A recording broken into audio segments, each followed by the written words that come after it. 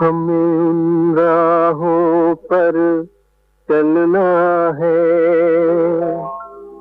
हमें उन राहों पर चलना है, जहाँ गिरना और संभलना है। हमें उन राहों पर चलना है, जहाँ गिरना और संभलना है। हम हैं वो दिए औरों के लिए, जिन्हें तूफानों में जलना है। हमें उन राहों पर चलना है, जहाँ गिरना और संभलना है।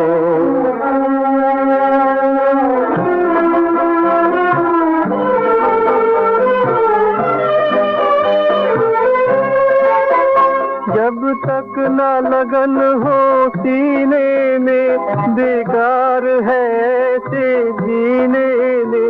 जब तक न लगन हो सीने में, बेकार है ऐसे जीने में।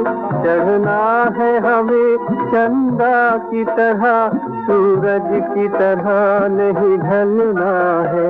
हमें उन राहों पर चलना है, जहाँ गिरना और संभलना है। हम हैं वो दिए औरों के लिए, जिन्हें तूफानों में जलना है। हमें उन राहों पर चलना है, जहाँ गिरना और संभलना है।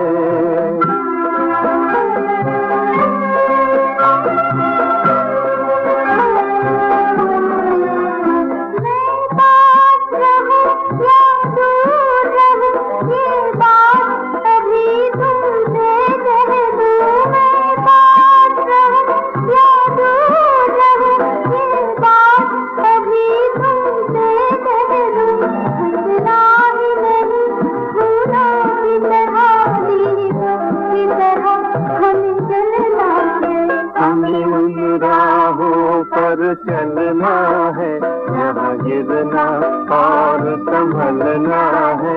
हम हैं वो दिए औरों के लिए, जिन्हें तूफानों में जलना है। हमें उन राहों पर चलना है, यहाँ गिरना और संभलना है।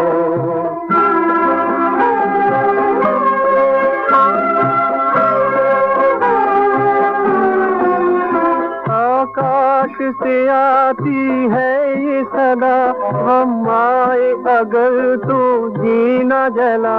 आकाश से आती है ये सदा, हम आए अगर तो जीना जला। कभी हम है यहाँ, कभी है खुशियाँ, हर हाल में हमको पलना है। हमें उन राहों पर चलना है, जहाँ गिरना और संभलना है।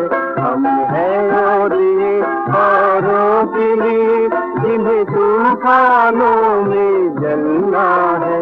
हमें उन राहों पर चलना है, जहाँ गिरना और संभलना है।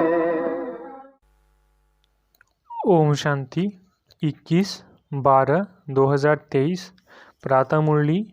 ओम शांति बाप दादा मधुबन। बाबा आज कह रहे हैं, मीठे बच्चे, शिव बाबा के सिवाय तुम्हारा यहाँ कुछ भी नहीं। इसलिए इस देह के भान से भी दूर खाली बेगर होना है। बेगर ही प्रिंस बनेंगे। मीठे बच्चे, शिव बाबा के सिवाय तुम्हारा यहाँ कुछ भी नहीं। इसलिए इस देह के भान से भी दूर खाली बेगर होकर होना है। बेगर ही प्रिंस बनेंगे। प्रश्न, ड्रामा की यथार्थ नॉलेज कौन से ख्यालात समाप्त कर देती है?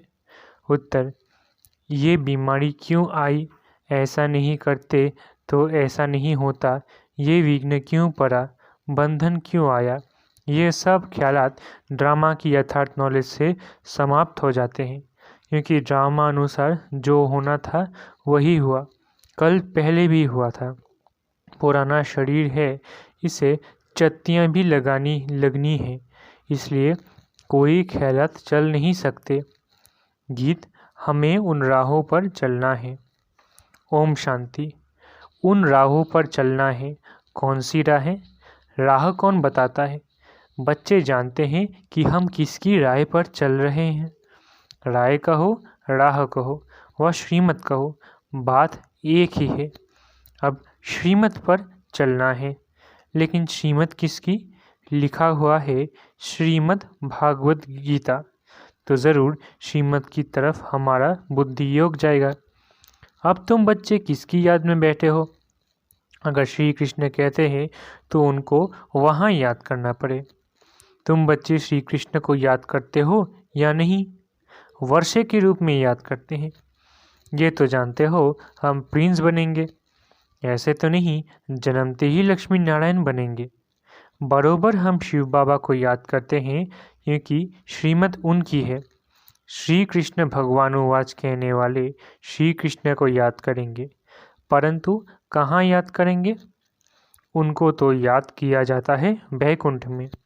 तो मन मना भव अक्षर श्री कृष्ण कह नहीं सकते, मध्याजी भव कह सकते हैं। मुझे याद करो, वो तो वैकुंठ में ठहरा। दुनिया इन बातों को नहीं जानती। बाप कहते हैं बच्चे ये सब शास्त्र भक्ति मार्ग के हैं। सभी धर्मशास्त्र में गीता भी आ जाती है। बरोबर गीता भारत का धर्मशास्त्र है। वास्तव में तो ये सभी का शास्त्र है। कहा भी जाता है श्रीमद् सर्वशास्त्र में शिरोमणि गीता यानी सबसे उत्तम ठहरी। सभी से उत्तम है शिव बाबा। श्री श्री श्रेष्ठ से श्रेष्ठ। श्री कृष्ण को श्री श्री नहीं कहेंगे, श्री श्री कृष्ण व श्री श्री राम नहीं कहेंगे, उनको सिर्फ श्री कहेंगे। श्रेष्ठ ते श्रेष्ठ जो है वही आकर फिर श्रेष्ठ बनाते हैं। श्रेष्ठ से श्रेष्ठ है भगवान। श्री श्री अर्थात सभी से श्रेष्ठ। श्रेष्ठ का नाम बाला है। श्रेष्ठ तो ज़रूर देवी देवताओं को कहेंगे जो अभी नहीं हैं। अभी श्रेष्ठ किसको समझते हैं? अभी के लीडर्स आदि का कितना सम्मान करते हैं, परंतु उन्हें श्री तो कह नहीं सकते। महात्मा आदि को भी श्री अक्षर नहीं दे सकते।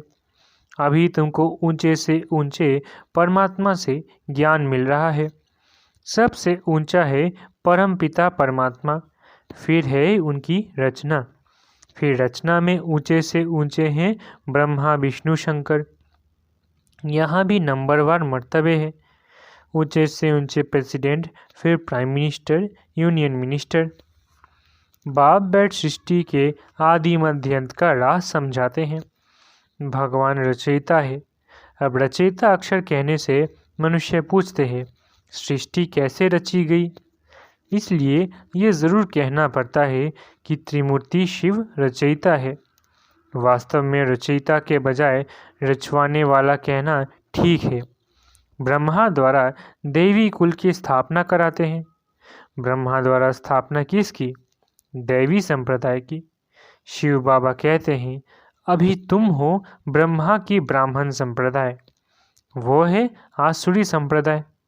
तुम हो ईश्वरीय संप्रदाय, फिर दैवी संप्रदाय बनेंगे।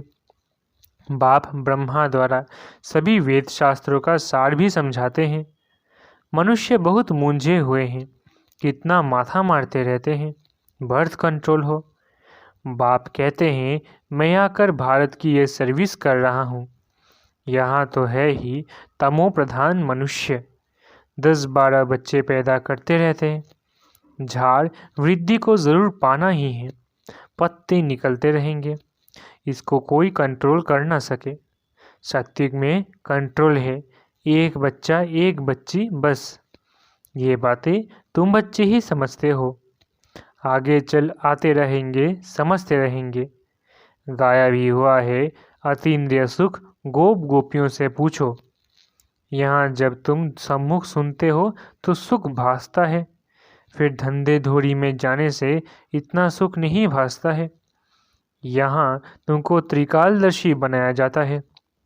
त्रिकालदर्शी को स्वदर्शन चक्रधारी भी कहते हैं। मनुष्य कहते हैं फलाना महात्मा त्रिकालदर्शी था।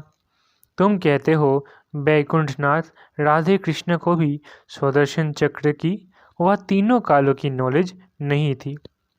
कृष्ण तो सभी का प्यारा सतयुग का फर्स्ट प्रिंस है, परंतु मनुष्य न समझने के कारण कह देते कि तुम श्री कृष्ण को भगवान नहीं मानते, इसलिए नास्तिक हो।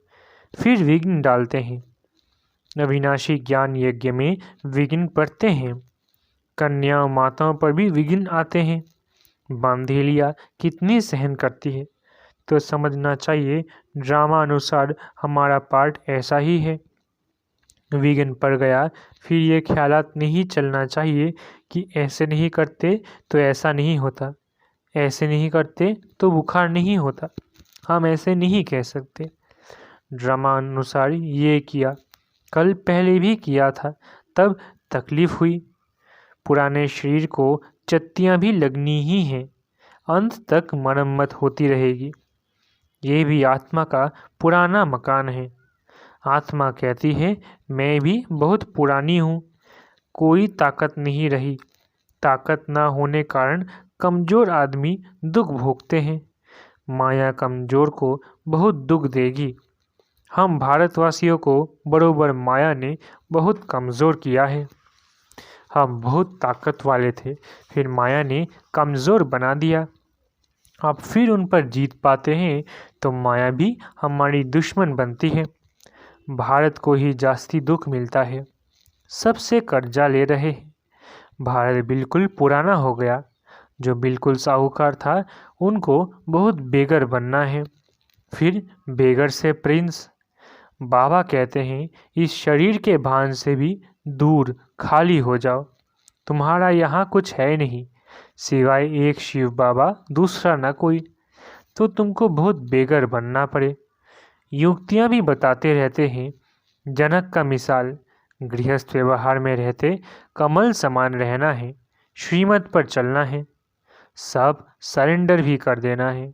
जनक ने सब कुछ दिया, फिर उनको कहा कि अपनी मिल्कियत तुम संभालो और ट्रस्टी होकर रहो। हरिश्चंद्र का भी दृष्टांत है। बाप समझाते हैं, बच्चे तुम अगर बीज नहीं बोएंगे तो तुम्हारा पद कम हो जाएगा। फॉलो फादर, तुम्हारे सामने ये दादा बैठा है, बिल्कुल ही शिव बाबा और शिव शक्तियों को ट्रस्टी बनाया है। शिव बाबा थोड़ी ही बैठ संभालेंगे, ये अपने पर थोड़ी ही बलि चढ़ेगा। इनको माताओं पर बलि चढ़ना पड़े, माताओं को ही आगे करना है। बाप आकर ज्ञानामृत का कलश माताओं को ही देते हैं कि मनुष्य को देवता बनाए, लक्ष्मी को नहीं दिया है। इस समय ये है जगत अम्बा, सतयुग में होगी लक्ष्मी। जगत अम्बा का गीत कितना अच्छा बना हुआ है, उनकी बहुत मान्यता है। वह सौभाग्य विधाता कैसे है, उनको धन कहाँ से मिलता है? क्या ब्रह्मा से, कृष्ण से? नहीं, धन फिर भी मिलता है ज्ञान सागर से। ये बड़ी गुप्त बातें हैं ना। भगवानुवाच है सबके लिए, भगवान तो सबका है ना। सब धर्म वालों को कहते हैं मामेकम याद करो। भल शिव के पुजारी भी बहुत है, परंतु जानते कुछ भी नहीं। वह हुई भक्ति। अब तुमको ज्ञान कौन देते हैं? Most beloved father. Shri Krishna को ऐसे नहीं कहेंगे, उनको सतयुग का प्रिंस कहेंगे। भल श्री कृष्ण की पूजा करते हैं, परंतु ये ख्याल नहीं करते कि वो सतयुग का प्रिंस कैसे बना। आगे हम भी नहीं जानते थे, तुम बच्चे अब जानते हो। बरोबर हम फिर से प्रिंस प्रिंसेस बनेंगे, तब तो फिर बड़े होकर लक्ष्मी नारायण को वरेंगे ना। यह नॉलेज है ही भविष्य के लिए। इसका फल 21 जन्म के लिए मिलता है। कृष्ण के लिए नहीं कहेंगे कि वो वर्षा देते हैं, वर्षा बाप से मिलता है। शिव बाबा राजयोग सिखलाते हैं। ब्रह्मा के मुख से हजारों ब्राह्मण निकलते हैं, उन्हों को ही ये शिक्षा मिलती है। सिर्फ तुम ब्राह्मण हो कल्प के संगम युग के, बाकी सारी सृष्टि है कलयुग की। वो सब कहेंगे अब हम कलयुग में हैं, तुम कहेंगे हम संगम पर है। ये बातें कहीं है नहीं, ये नई नई बातें दिल में रखनी है। मुख्य बात है बाप और वर्षे को याद करना। अगर पवित्र नहीं रहेंगे तो योग कभी नहीं लगेगा। लॉ नहीं कहता, इसलिए इतना पद भी नहीं पा सकेंगे। थोड़ा योग लगाने से भी स्वर्ग में तो जाएंगे। बाप कहते हैं अगर पवित्र नहीं बनेंगे तो मेरे पास आ नहीं सकेंगे। भल घर बैठे भी स्वर्ग में आ सकते हैं, अच्छा पद पा सकते हैं, परंतु तब जबकि योग में रहे, पवित्र रहे। पवित्रता बिगड़ योग लगेगी नहीं, माया लगाने नहीं देगी। सच्चे दिल पर साहिब राजी होगा। जो विकार में जाते रहते हैं कहते हैं मैं शिव बाबा को याद करता हूँ, ये तो अपनी दिल खुश करते हैं। मुख्य है पवित्रता। कहते हैं बर्थ कंट्रोल करो, बच्चे पैदा मत करो। यह तो है ही तमो प्रधान दुनिया। अभी बाबा बर्थ कंट्रोल करा रहे हैं। तुम हो सभी कुमार कुमारियाँ, तो विकार की बात नहीं। यहाँ तो विष पर बच्चियों को कितना सहन करना पड़ता है। बाबा कहते हैं बहुत परहेज रखनी है। यहाँ ऐसा तो कोई नहीं होगा जो शराब पीता होगा। बाप बच्चों से पूछते हैं अगर झूठ बोलेंगे तो धर्मराज की कड़ी सज़ा भोगनी पड़ेगी। भगवान के आगे तो सच बोलना चाहिए। कोई ज़रा भी शराब किसी कारण से अथवा दवाई रीति से पीते हैं? कोई ने हाथ नहीं उठाया। यहाँ सच ज़रूर बोलना है। कोई भी भूल होती है तो फिर से लिखना चाहिए, बाबा मेरे से ये भूल हुई, माया ने थप्पड़ मार दिया। बाबा को तो बहुत लिखते हैं कि आज हमारे में क्रोध का भूत आया, थप्पड़ मार दिया। आपकी तो मत है थप्पड़ नहीं मारना चाहिए। दिखलाते हैं कृष्ण को ओखरी से बांधा। ये तो सब झूठी बातें हैं। बच्चों को प्यार से शिक्षा देनी चाहिए, मार नहीं देनी चाहिए। भोजन बंद करना, मिठाई ना देना, ऐसे सुधारना चाहिए। थप्पड़ मारना क्रोध की निशानी हो जाती है। सो भी महात्मा पर क्रोध करते हैं। छोटे बच्चे महात्मा समान होते हैं ना, इसलिए थप्पड़ नहीं मारना चाहिए। गाली भी नहीं दे सकते। ऐसा कर्म नहीं करना चाहिए जो ख्याल में आए हमने ये विकर्म किया। अगर किया तो फ़ौरन लिखना चाहिए, बाबा हमसे ये भूल हुई, हमें क्षमा करो, आगे नहीं करेंगे। तौबा करते हैं ना, वहाँ भी धर्मराज सजा देते हैं तो तौबा करते हैं, आगे फिर नहीं करेंगे। बाबा बहुत प्यार से कहते हैं लाडले सपूत बच्चे, प्यारे बच्चे, कभी झूठ नहीं बोलना, कदम कदम पर राय पूछना है। तुम्हारा पैसा अब लगता है भारत को स्वर्ग बनाने में, तो कौड़ी कौड़ी हीरे समान है। ऐसे नहीं हम कोई सन्यासी आदि को दान पुण्य करते हैं। मनुष्य हॉस्पिटल अथवा कॉलेज आदि बनाते हैं तो क्या मिलता है? कॉलेज खोलने से दूसरे जन्म में विद्या अच्छी मिलेगी, धर्मशाला बनाने से महल मिलेगा।